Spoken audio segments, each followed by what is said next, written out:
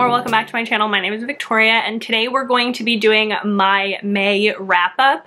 So I, in the month of May, didn't have time to film a mid-month wrap-up, so this is actually going to be all of the books that I read in May. I don't read as much as I did last year because of work now, so there are 15 books to talk about, so it's not that many, so hopefully this video is not overly long. I will probably not have a mid-month wrap-up in June also just because of timing. I'm going away and then I will only be back for a couple of days in the middle of June, and then I'm going away for another week. So I probably will not have a mid-month wrap-up in June, but again, I don't read a crazy amount of books each month anymore, so hopefully that's okay with y'all. If I have time in July, I'll do a mid-month wrap-up, but life's just been a little nuts recently and I just haven't had time. So with that said, I am going to just get right into the books that I read in the month of May. I had an amazing reading month in May. I read 15 books, like I said, and my lowest rating was 4 stars. I had so many favorites. It was so great. I read a ridiculous amount of arcs, and then I read a lot of books for work, or a couple of books for work, and it was just a great reading month. I had so many 5 stars, 4.5 stars. Very excited to talk about all of these books, so we're just going to get right into it. So the first 2 books that I read in the month of May were both for work, and that was Vicious Bonds and Wicked Ties by Shanora Williams. Shanora reached out to me and asked me to content pull from these books. So she sent me the audiobooks, I listened to the audiobooks, and I pulled content from the ebooks.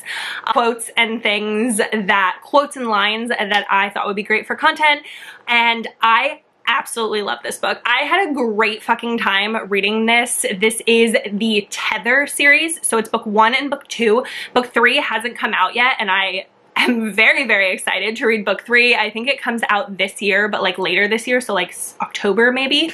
And if you want a good fated mates fantasy romance, this series is so good and very underrated. I have not heard a ton of people talk about it, and I was so excited when Shanora reached out to me because I've wanted to read the series forever and I was finally given the opportunity. So this one is about a heroine who lives in the human world, is just a human, doesn't think that there's any sort of fantasy paranormal world going on. And then she is smoking weed in her bedroom one day when she sees this purple opening above her head, and she's like, wow, I'm really high, until she gets sucked into this purple portal and transported into a fantasy world where she ends up meeting the hero and finding out that she is magically tethered to him. So they can like hear each other's thoughts, and it is so fucking interesting, and the audiobook is fantastically done. Highly recommend the audiobook.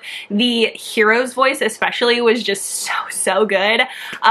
It brought so much to his character, and I loved all the side characters. So excited for book 3. I gave 4.5 stars to book 1 and 4 stars to book 2. So if you're looking, like I said, fated mates, magical fantasy romance, highly recommend the Tether series. Then I read Sleek Princess by S.J. Tilley. This is the final book, I think, in the Sleet series. It was a new release in May and I picked it up on ebook. The audiobook is not out for this one, so there is no audiobook for this one. And the Sleet series is really fun. They're just like solid 4-star, fun, good time hockey romance series. They have plus size heroines and I had a great time with them. This one was a accidental marriage. I enjoyed it. I had a great time with it. 4 stars. Just like a nice hockey palette cleanser. Then I read an arc of Fragile Sanctuary by Catherine Cowell. She sent me the audiobook arc for this one and then also a physical paperback arc. And this book was so freaking good. I gave it 5 stars. If you are a Criminal Minds fan, the hero in this one is an ex-profiler, FBI profiler, so it gave me like all the Criminal Minds vibes with that. I have said many times, and I will say every time that I talk about Catherine Cowell's, Her romantic suspense is perfectly done. The blend of romance and suspense is just seamless. There is never one that overtakes the other. There's never one that I'm like, this one's so much more interesting and I don't really care about that plot, where like the romance is a side plot and the suspense is more interesting, or the romance is what I care about and the suspense is just there. Catherine always has amazing romance, amazing connections, and such interesting suspense that it just, you think that you know what's gonna happen and then all of a sudden there's this twist and you're like, what the fuck? It's so, so good. Anson and Rhodes, their relationship is just fabulous. I'm really, really excited to have the rest of this series and have Rhodes's family members. She is in like kind of like this like found family, foster, adopted siblings family, and I'm really excited for like all of her siblings to get books, but absolutely love this one. Definitely pick it up. It's the first book in her Sparrow Falls series. Very, very good.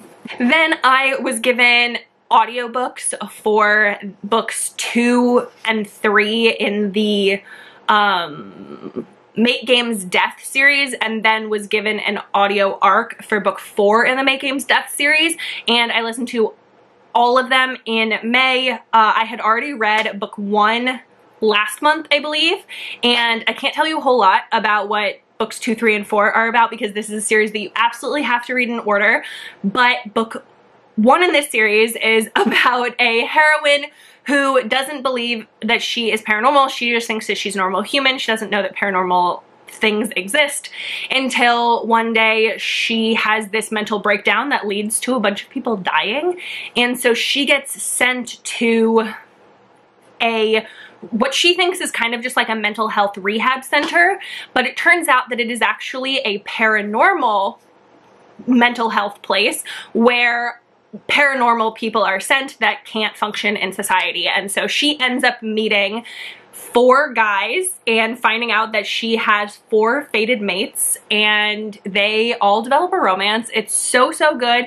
It is not poly, it is reverse harem. The guys are not together. And actually the guys really hate each other at the beginning, but it is such a good series. There are so many twists and turns, so many interesting things. I really, really enjoyed it. I gave book 2 and 3 5 stars. Definitely a vibes 5 stars, definitely an enjoyment 5 stars. And then I gave book 1 and book 4 4 stars. Really, really good. Highly recommend. I really recommend the entire Make Games series. So there are 3 series that all have 4 books and they all sort of like intertwine. Each series can be read as a standalone, but I would really recommend starting with War and then Pestilence and then Death. And I'm so excited for the next one, which is Make Games Apocalypse, which is coming in 2025. Really excited about that. And again, I mention every time I talk about Kay Lorraine and Meg Ann, but their audiobooks, if you are not listening to the audiobooks of this book, you're seriously missing out. They are full cast. They all have accents. They're so good. It is like a production and it is wonderful. So fucking good. Highly, highly, highly recommend. The production quality is top tier and the audiobook narrators that they choose are just absolute perfection. The next one that I have is Paladin by Onley James. I read this book for work. I was proofing the audiobook for Paladin, and so it was my first time reading it because I usually wait for the audiobooks for Onley James's books. So I was sent the audiobook and ended up proofing it for her, and it was really, really good. I really, really enjoyed myself. I would recommend this. I'm really excited for the rest of Jericho's Boys series. I love Onley James. I love her Necessary Evil series, so this is like a spin-off of the Necessary Evil series, and you get to see like the Necessary Evil's characters in it, especially Atticus and Jericho. And so highly recommend. Really, really fun time. Then I read Song of the Abyss by Emma Hamm. This is book 2 in the Deep Waters series is what I think it's called. Book 1 is called Whispers of the Deep, and I absolutely love that one. I gave it 5 stars, and this is book 2 and I gave it 4.5 stars.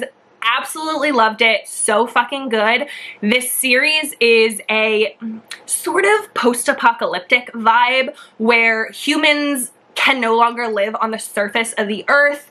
And so years and years and years and years and years ago, they moved below the water and they created these glass domes below the ocean, and that is where humans live now. There are like 5 or 6 big glass domes that humans live in, and the heroine in this one lives in one of the biggest glass domes. I think it's called Alpha, and she is the daughter of a high-ranking general of the humans, and she hates him, hates her father, can't stand him, and she doesn't agree with a lot of what he's doing.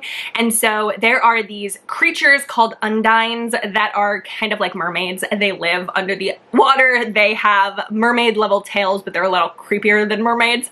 And this is a romance between the heroine and an undine. And the undine in this one, the hero, his name is Deos, I think, and he is super, super tortured.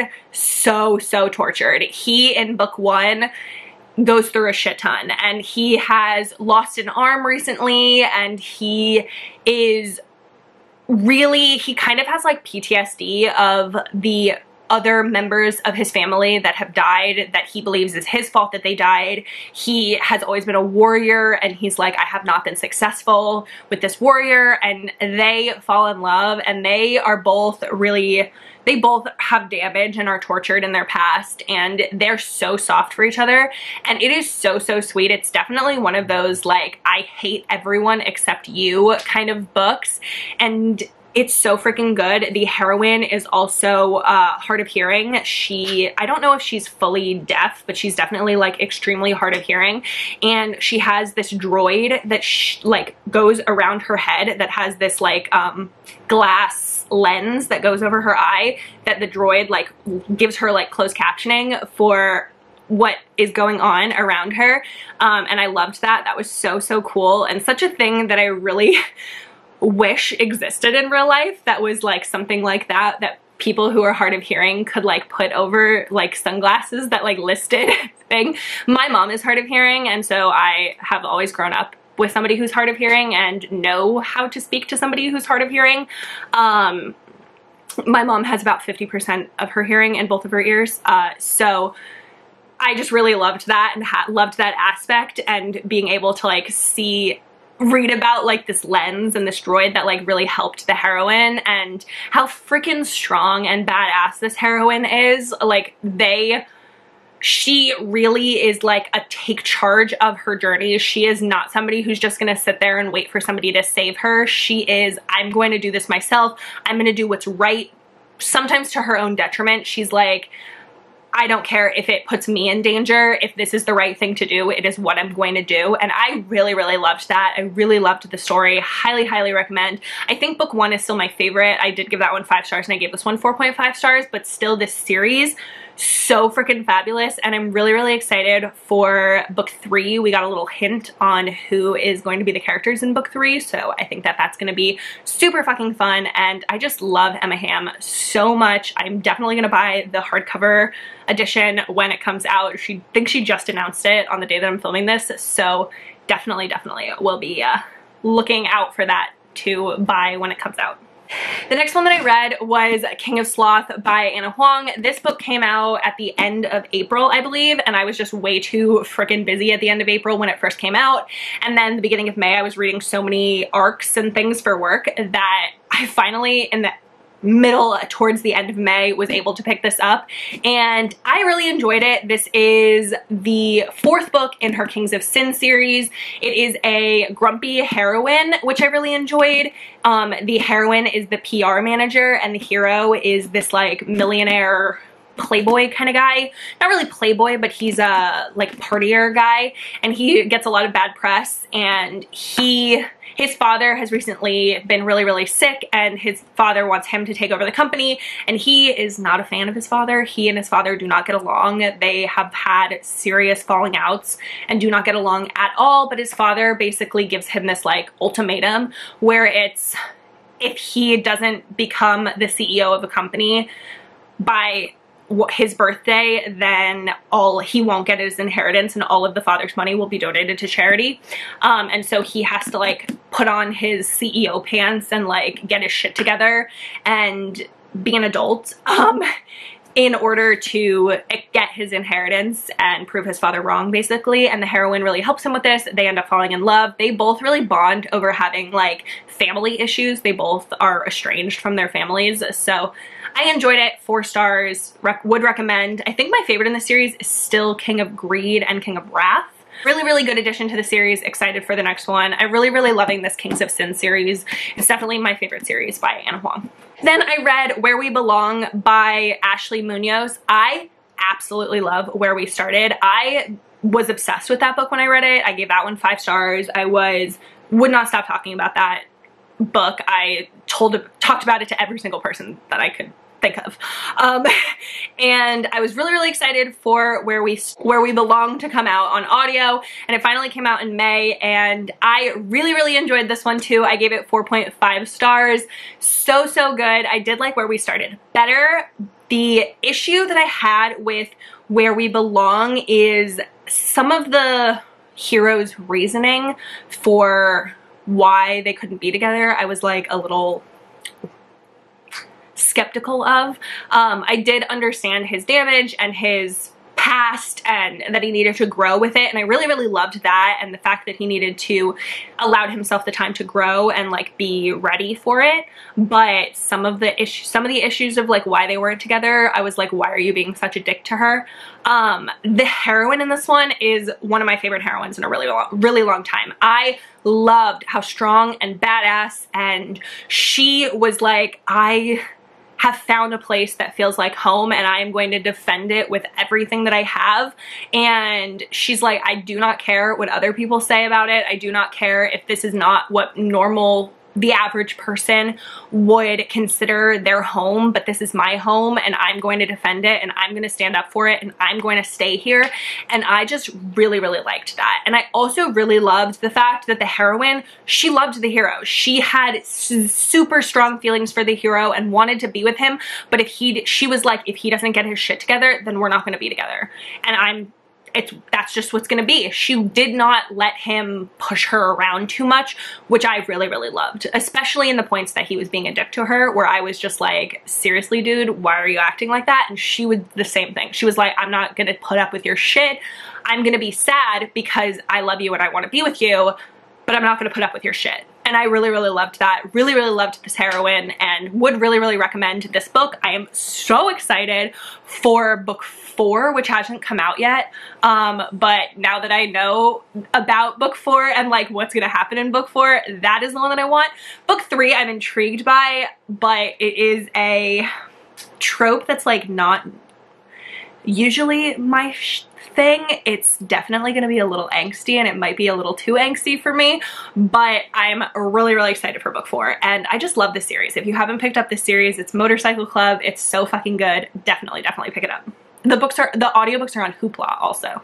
Then I finally read My Neighbor's Secret by Lauren Rowe. This is the final Lauren Rowe book that I have that's out that I needed to catch up on. I have now once again read Lauren Rowe's entire backlist, and I love Lauren Rowe. I love her books. I know exactly what I'm getting when I read her books. They are so fun and enjoyable and silly and a wonderful good time, and I gave this book 4 stars. I really, really enjoyed it. The two of them are neighbors, obviously, and I don't know how to, I don't want to like spoil too much of it, because I feel like this is the kind of book that you just need to like go into and just like experience. It is a seriously good time. It's like definitely more rom-com-y, and I absolutely loved it. I'm not going to say too much more than that. I'm really sorry. I know that's kind of like a cop-out, but I don't know how to describe this without giving away some of the things that I think you should just like experience. But I will say, if you like Helena Hunting's more comedic books, I think you'd like this book. So like things like her Pucked series. I think if you liked her Pucked series, you would probably like this book.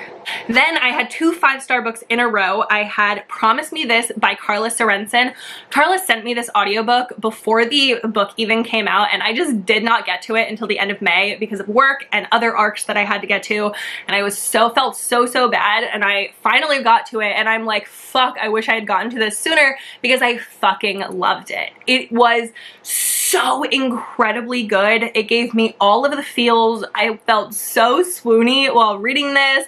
This is a childhood best friends to lovers romance. The heroine is a single mom and she has been away from her small town for a very, very long time, but finally moves back because her daughter wants to be closer to family. Her daughter's about 13 maybe. She's like a young preteen teenager area. The daughter wants to be near family, and so the heroine, who's an author who can work from anywhere, moves back to her town, but she really butts heads with her mom, and so she's like, I can't stay with my parents anymore. And her childhood best friend Ian had recently moved back to town from England. He had been in England for a really long time, but his father recently died, so he moved back to town, and he bought this big house. And he's like, hey, you can't stay with your parents anymore. Why don't you stay with me? I have a ton of bedrooms, and it's just me in this big house.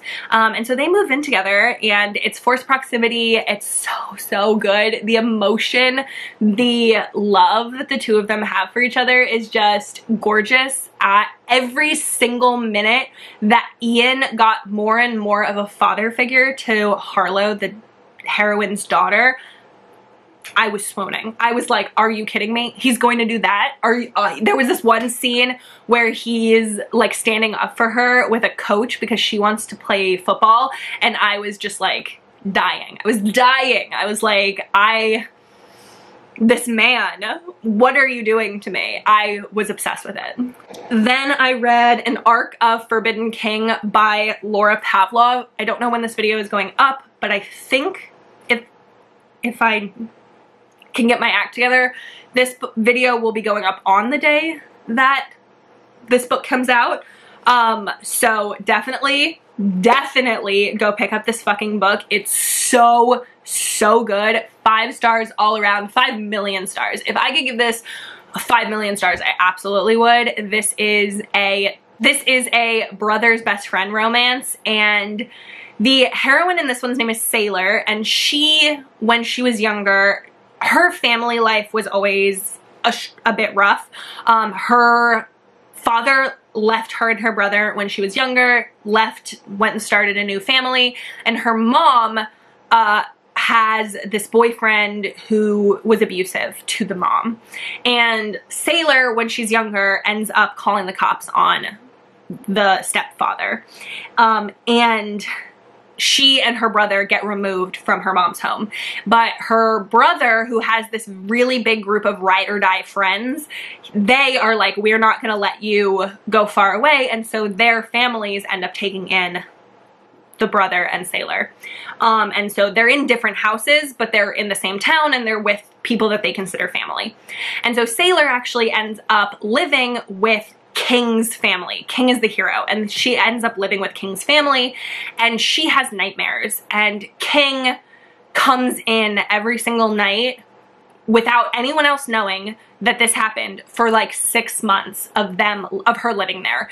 And for a very, very long time, the two of them develop this beautiful, beautiful friendship, connection, protector energy, and it was just so fucking cute. Nobody knows about it, and it's just the two of them. It's just something between the two of them. It's not romantic, it's not sexual. They're little kids. They're just protecting each other and comforting each other, and it's just like pure and adorable.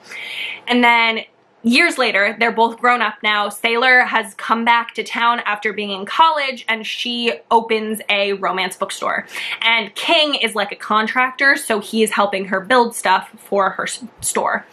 And they end up getting closer again. They develop romantic feelings. Their way that this develops is so naturally. They go from already having this absolutely amazing connection to just it very naturally developing into, now that they're older, something romantic and then sexual as adults. And it is just so, so good and so sweet, and I love, love, love their romance. Again, just like with Promise Me This, I was feeling all of the feels. The connection that I was having with these characters was so strong, and you could just feel the chemistry between them. And the audiobook just made it like 100 times better with the feeling that connection, the way that the narrators make their voices just like so emotion filled was just fabulous. And I highly, highly, highly, highly recommend this book. It is book 3 in her Magnolia Falls series, but you don't have to read them in order. The other 2 books are also great, but you can definitely read this one as a standalone if you want to. Then the final book that I read in May was The Dixon Rule by Elle Kennedy, and this one I gave 4 stars. This one I didn't connect to the characters as much as I'd like to, and I felt like the heroine was kind of a bitch, honestly. She was not, she was going through a lot, and her thing with her ex-boyfriend and him being abusive was terrifying, and I felt so freaking bad for her, and I was like, that is just very realistic and so scary. And as a woman, I could relate to that fear of dealing with an ex, and just that was very understandable, her reaction to that. My problem with where she was being bitchy is to the hero for him being like a fuckboy. And I just thought that she was just very rude and dismissive to him and didn't have really a good enough reason, especially because she didn't have his side of the story. She only had the girl's side of the story, and it just like, I didn't love the way that went. So the hate to love element of it, I just didn't enjoy, which is part of the reason why I didn't connect to the story. I did find them living, like being neighbors, hilarious, and I really enjoyed that part of it. And then the whole fake dating thing was fun. And then the whole dance competition, I was like, this is interesting, I guess, but I just didn't connect to it as much as I would have liked. I still gave it 4 stars, but the Graham Effect was definitely better than this one. I'm super excited for book 3, which I think is, they just released. It's called The Charlie Method, and it's going to be either MMF or MFM. I'm really hoping for MMF because the 2 heroes in this book, dying for them. I need them to be together. So really excited about that. But that's the last one that I read in May. So like I said, really good month. I had so many high ratings and so many new favorites. So let me know down in the comments what your favorites of May were, and leave me a like laughing emoji.